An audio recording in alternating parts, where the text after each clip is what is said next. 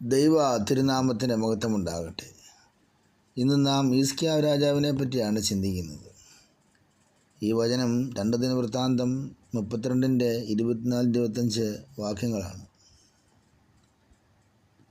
ഹിസ്കീയാവിനെ പറ്റി ഇപ്രകാരം എഴുതിയിരിക്കുന്നു: മരണകരമായ രോഗത്തിൽ ദൈവം അദ്ദേഹത്തെ അത്ഭുത സൗഖ്യം നൽകി വിടുവിച്ചല്ലോ.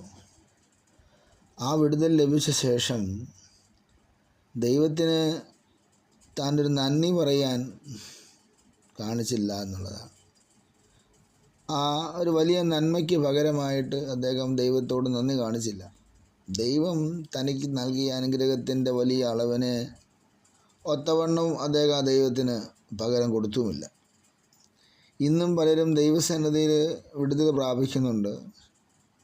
ദൈവം അവരെ കരുണയോടെ കാക്കുകയും അവർക്ക് സൗഖ്യം നൽകുകയും എന്താണ് വിടുതൽ അത് കൊടുക്കുന്നുമുണ്ട്. പക്ഷേ പലരും ഇതേപോലെ നന്ദിയില്ലാത്ത അവസ്ഥകൾ കാണിക്കാറുണ്ട്. ദൈവം ചെയ്ത വലിയ അളവിനൊത്തവണ്ണം എന്തെങ്കിലും ഒന്ന് പകരം കൊടുക്കേണ്ടതല്ലേ, അതും കൊടുക്കാറില്ല. ദൈവനാമത്തിന് വേണ്ടി ദൈവത്തിൻ്റെ അഭിഷിക്തന്മാരെ കൈവിടുന്നവരുമുണ്ട്. ദൈവനാമം നിമിത്തം അവർക്ക് എന്തെങ്കിലും സഹായങ്ങൾ ചെയ്യേണ്ടതിന് പകരം അവരെയും കൈയൊഴിഞ്ഞ് ഞാനെല്ലാം നേടി എന്നൊരു നേട്ടത്തിൽ നടക്കാറുണ്ട്. പക്ഷേ സ്വർഗത്തിലെ ദൈവം അവസാന സമയങ്ങളിൽ അതിന് വേണ്ട കാര്യങ്ങൾ ചെയ്യും. അത് തീർച്ചയാണല്ലോ. നമുക്ക് ഹിസ്കീയാവിൻ്റെ കാര്യത്തിൽ നമുക്കതറിയാം. നമ്മുടെ കാര്യം എങ്ങനെ എന്നുള്ളൊരു ചോദ്യമുണ്ട്. നാം ദൈവത്തിൽ നിന്നും പ്രാപിച്ച അനുഗ്രഹത്തിൻ്റെ അതേ അളവിൽ നാം ദൈവത്തിന് എന്തെങ്കിലും നൽകിയിട്ടുണ്ടോ എന്നൊരു ചോദ്യം നമ്മളോട് തന്നെ നമുക്ക് ചോദിക്കാം. ദൈവം നമ്മോട് സൗജന്യമായി ക്ഷമിച്ചതുപോലെ നാമും മറ്റുള്ളവരോട് ക്ഷമിച്ചിട്ടുണ്ടോ? എല്ലാ ആളുകളോടും അല്ലെങ്കിലും ഏതെങ്കിലും ഒരാളോടെങ്കിലും നാം ക്ഷമിച്ചിരിക്കുന്നെങ്കിൽ അത് ദൈവത്തിന് പ്രസാദകരമാണ്. ഇവിടെ നോക്കിക്കേ, ഹിസ്കീയാവിന് നിഗളവും വന്നു, നന്ദികേടും വന്നു. അപ്പം നിഗളവും നന്ദികേടും കാട്ടുക നിമിത്തം അടുത്ത വർഷങ്ങൾ അദ്ദേഹത്തിൻ്റെ ജീവിതത്തിലെ ഏറ്റവും മോശമായ കാലഘട്ടമായി തീരുവാനും ഇടയായി. ആ കാലത്ത് അദ്ദേഹത്തിൻ്റെ മകന് ജനിപ്പാനിടയായി. മനശ്ശെ എന്ന മകനാണ് ജനിച്ചത്. അത് യഹൂദയിലെ എക്കാലവും ഉണ്ടായിരുന്ന രാജാക്കന്മാരിൽ വെച്ച് ഏറ്റവും അധമനായ ഒരു രാജാവായിരുന്നു അദ്ദേഹം. 2 രാജാക്കന്മാരുടെ പുസ്തകത്തിൽ 21-ാം അധ്യായം 11-ാമത്തെ വാക്യത്തിൽ നാം അത് വായിക്കുന്നുണ്ട്.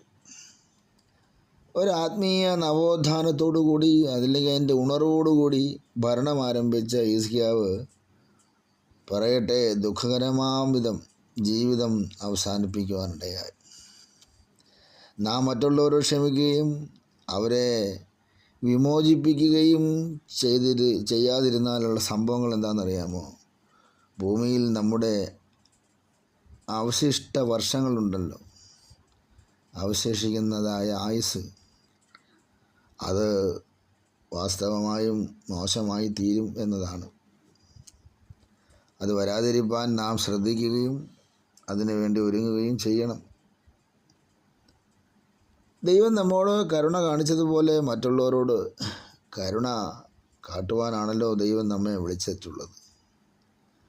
ദൈവം നമ്മോട് ചെയ്തതുപോലെ എന്ന പദപ്രയോഗം എല്ലാ മനുഷ്യ വ്യക്തികളോടുമുള്ള നമ്മുടെ പെരുമാറ്റത്തിൽ എക്കാലവും മനസ്സിൽ സൂക്ഷിക്കേണ്ട പ്രമാണമായിരിക്കണം.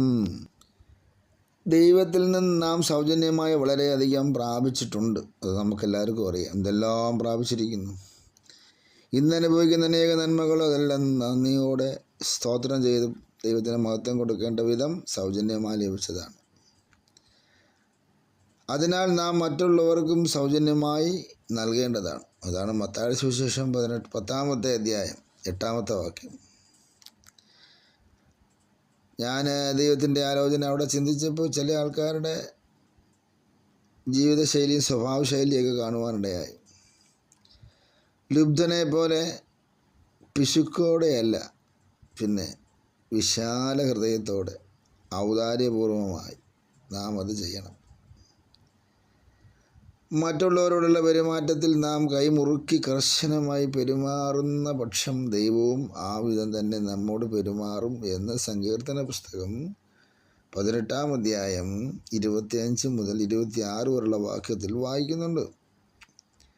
അപ്പോൾ ദൈവം ഏറ്റവും സൗജന്യമായി നമ്മോട് ക്ഷമ കാട്ടിയതിൻ്റെ അത്ഭുതവാഹിത്വം നാം ഒരിക്കലും വിസ്മരിച്ച് കളയരുത്. കാൽവറിയിലെ ക്രൂശിൽ നമുക്ക് വേണ്ടി അവിടുന്ന് ചെയ്തു തന്നതിനെക്കുറിച്ചുള്ളതായ നന്ദിയുടെ ഒരു പ്രകാശനമായിട്ടാണ് നമ്മുടെ മുഴുവൻ ജീവിതവും തീരേണ്ടത് എന്ന കാര്യം നാം മറന്നു പോകാതെ നമുക്ക് കണ്ണുകളെ അടച്ച് ദൈവസന്നിധി പ്രാർത്ഥിക്കാം.